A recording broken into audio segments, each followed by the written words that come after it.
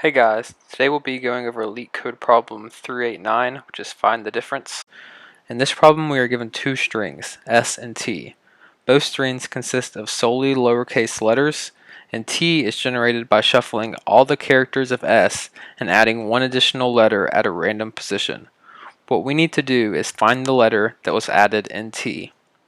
One straightforward solution would be to create a mapping for each string of character to frequency. Then we could compare the mapping of string S to the mapping of string T to see which character was added to string T. However, this would not be super efficient as hash maps are expensive space-wise. Plus, after we populate each hash map, we would still have to go through each entry in the first hash map to see if the character frequency matched up in the second hash map.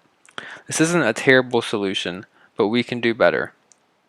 Our approach will center around the ASCII representation of each letter in the string.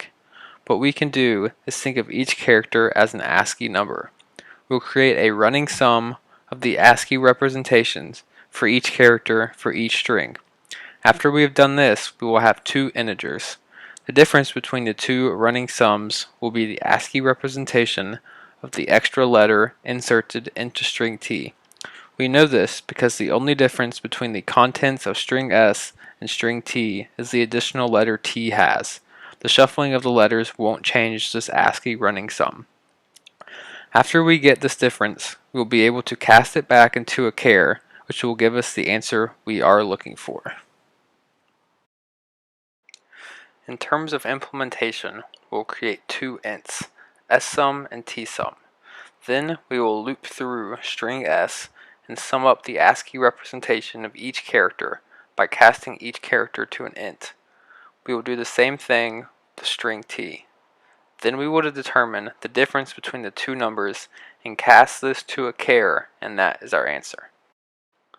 We click submit and we see that our submission was successful.